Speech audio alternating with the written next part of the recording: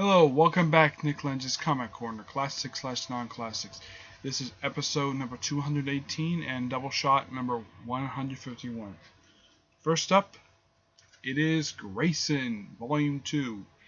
We All Die at Dawn, that's what this one's called.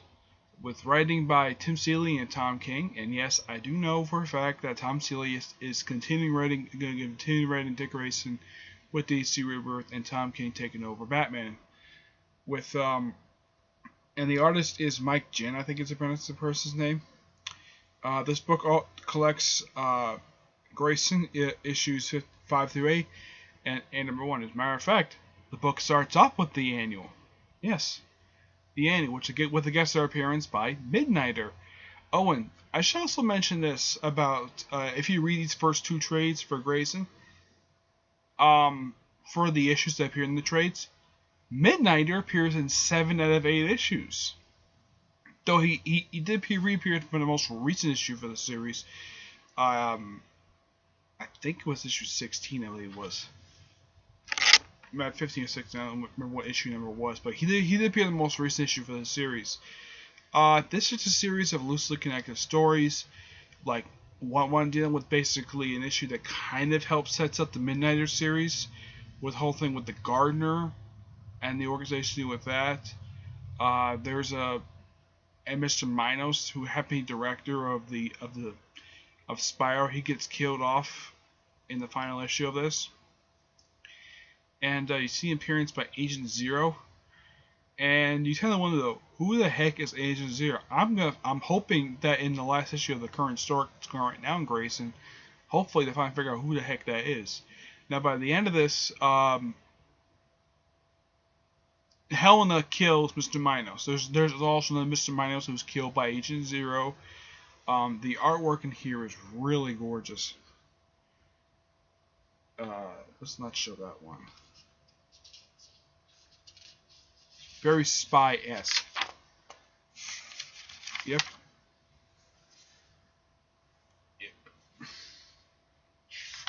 And here's the cover for one of the issues that are in here. Gorgeous looking covers.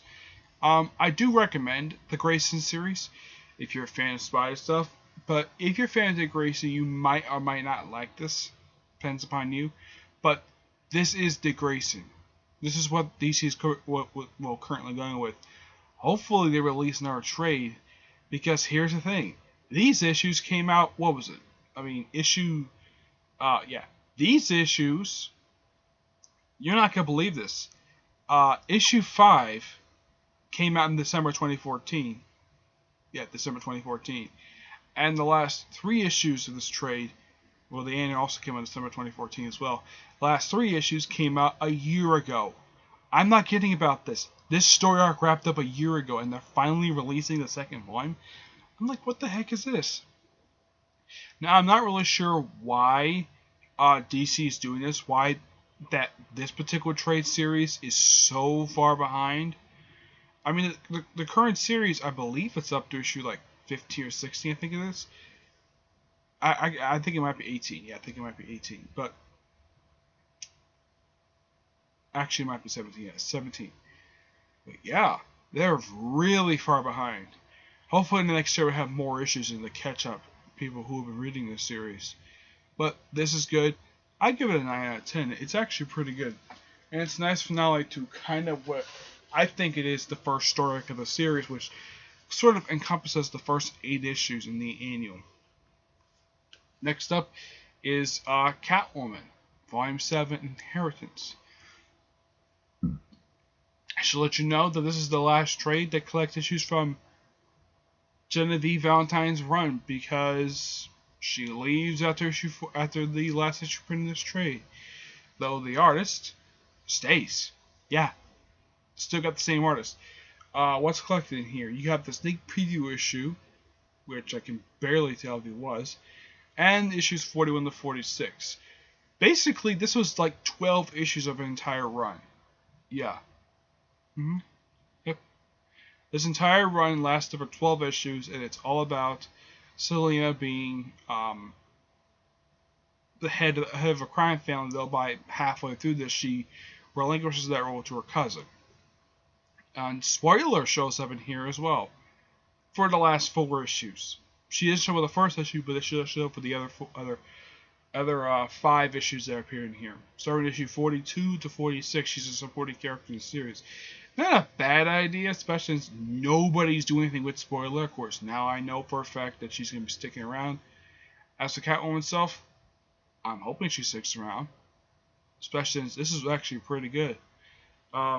You get appearances here by Black Mask, who loses all of his territory in order to have him declared dead, even though he's not really dead.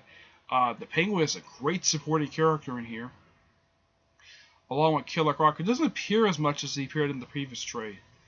I think they downsized his appearances, his appearance time panel to increase with Swill, which I don't have a problem with that because he's a villain. But I do like the fact that Miss Valentine decided to make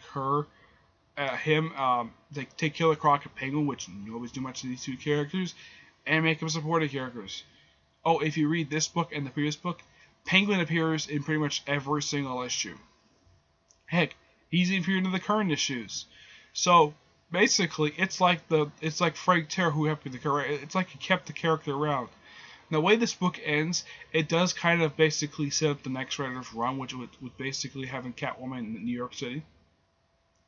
But this is still really enjoyable to read. Let me show some artwork in here. Yeah, there's a nice appearance by Spoiler in there, but yeah.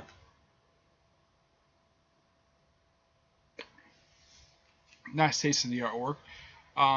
This one I also give an 9 out of 10. I do highly recommend it. I do also recommend this.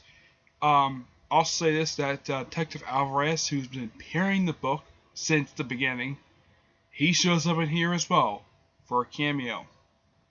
He gets referenced after that, but he shows up in a cameo. And yeah, Batman shows up in here. I'm going to talk about him soon. But yeah, 9 out of 10. Great book. And highly enjoyable. And sets up the next step for the Catwoman series at the very end. Alright. That's it for this episode. Stay tuned for episode 218. And Doubleshot number 152. Okay? Till then, see you there. Bye.